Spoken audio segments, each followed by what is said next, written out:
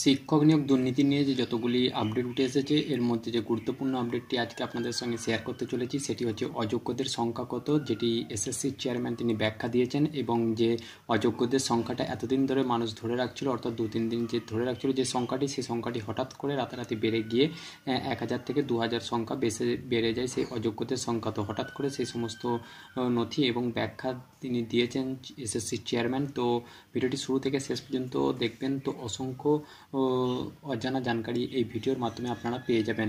তো সর্বপ্রথম বলে রাখি যে স্কুল সার্ভিস কমিশন যে জানিয়েছিল দুর্নীতি করে যারা চাকরি পেয়েছিল তাদের মোট যে সংখ্যাটা ছিল 5250 জন।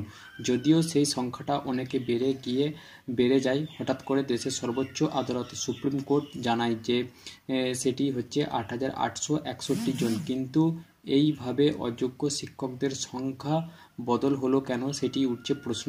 এই নিয়ে ব্যাখ্যা দেয় এসএসসির চেয়ারম্যান সিদ্ধান্ত মজুমদার। সিবিআইয়ের দেওয়া তথ্যের পর এসএসসি 5250 জনকে বেআইনি নিয়োগের কথা বলেছিল।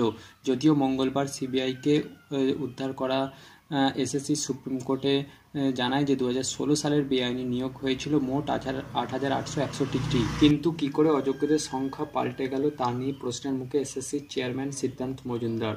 2016 সালের এসএসসি পরীক্ষার মাধ্যমে গ্রুপ সি, গ্রুপ ডি, নবম, দশম এবং একাদশ দ্বাদশের শিক্ষক নিয়োগ হতো। এই পুরো নিয়োগ প্রক্রিয়া বাতিল করে কলকাতা হাইকোর্ট। যদিও মঙ্গলবার শীর্ষ আদালতের রায়ে স্পষ্ট হয়ে যায় যে 16 জুলাই পর্যন্ত চাকরি বহাল থাকবে 2016-তে যে এসএসসি চাকরি পাওয়া হয়েছিল সেই সমস্ত শিক্ষক এবং শিক্ষাকর্মীদের।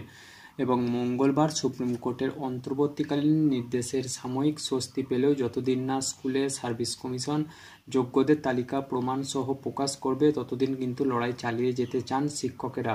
এরই মধ্যে অযোগ্যদের সংখ্যা 5250 থেকে বেড়ে যায় 8861। এই সংখ্যাটি কি আরও বাড়তে পারে উঠছে প্রশ্ন। প্রায় 26,000 চাকরি বাতিলের নির্দেশ দিয়েছিল কলকাতা হাইকোর্ট। সেই রায়ের বিরুদ্ধে সুপ্রিম কোর্টে যায় রাজ্য।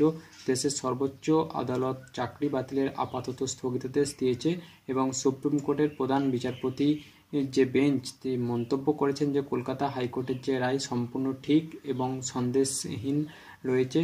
তাই চাকরি খারিজের যে সিদ্ধান্ত তা কোর্ট নিয়েছিল তা বৈধ। যে দুর্নীতি হয়েছে তার যে ভবিষ্যতে আর হবে না তা কেউ বলতে পারবে না। এই ব্যাপারে রাজ্য এবং এসএসসি কেউই এমন পর্যায়ে নেই যে এই বিষয়টিকে নিশ্চিত করে বলতে পারে। সেক্ষেত্রে হাইকোর্টের সিদ্ধান্তে কোনো ভুল নেই। তাই নিয়োগ দুর্নীতি নিয়ে হাইকোর্টে যে রায় সেটি যথার্থ দেওয়া হয়েছে। তাই আগামী 16 তারিখ সেই মামলার পরবর্তী শুনানি, সেই শুনানি দিনই স্পষ্ট হয়ে যাবে চাকরি বহাল থাকবে কি না।